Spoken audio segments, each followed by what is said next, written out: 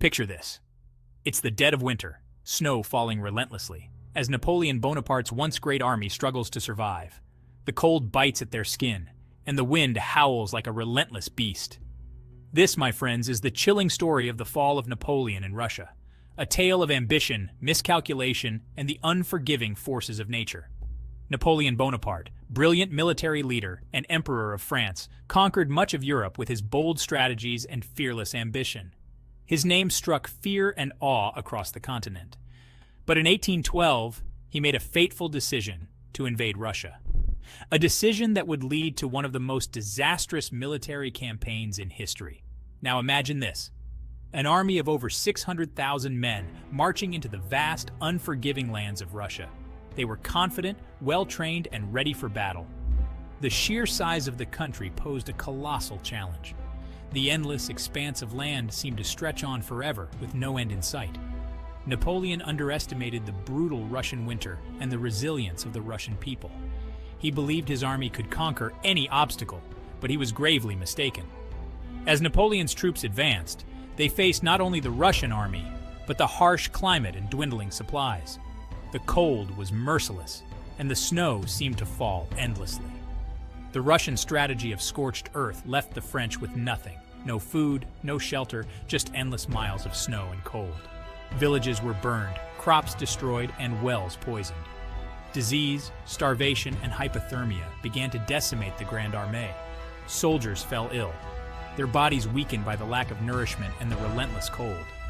Despite early victories, the invasion quickly turned catastrophic. The initial triumphs were overshadowed by the growing list of casualties and the ever-worsening conditions. One of the most crucial errors was the Battle of Borodino, a fierce and bloody confrontation that left both sides reeling. Although Napoleon claimed victory, it was a hollow one. His losses were immense. Thousands of his men lay dead or dying, and the morale of his troops was shattered. When they finally reached Moscow, they found it abandoned and burning. The city, once a symbol of Russian power, was now a smoldering ruin. The Russians had set fire to their own city to deny Napoleon any comfort or resources. It was a scorched earth tactic taken to the extreme. And then came the retreat, a grueling and desperate march back through the frozen wasteland. In October 1812, Napoleon ordered his devastated army to withdraw from Moscow. The once proud Grande Armée was now a shadow of its former self. This was the beginning of the end. The retreat was a nightmare of freezing temperatures and constant Russian attacks. The journey back was a nightmare of freezing temperatures and constant Russian attacks. The soldiers were exhausted, their spirits broken.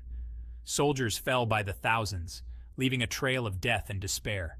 The once mighty army was now a procession of the dying and the dead. By the time what remained of the Grande Armée staggered back to French territory, only a fraction of the original force remained. The survivors were gaunt, frostbitten, and haunted by the horrors they had witnessed.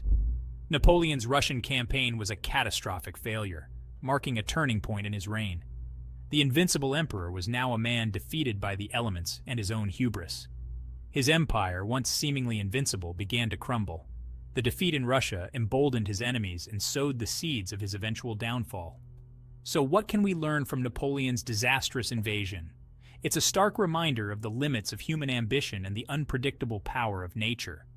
Perhaps it's a lesson in the dangers of overreaching ambition and the brutal power of nature. Even the greatest of leaders can be brought low by forces beyond their control. If you enjoyed this deep dive into history, make sure to like, subscribe, and hit the bell icon for more incredible stories. We have many more tales of triumph and tragedy to share. What do you think was Napoleon's biggest mistake in Russia? Was it his underestimation of the winter, or his failure to secure supplies? Share your thoughts in the comments below. Thanks for watching.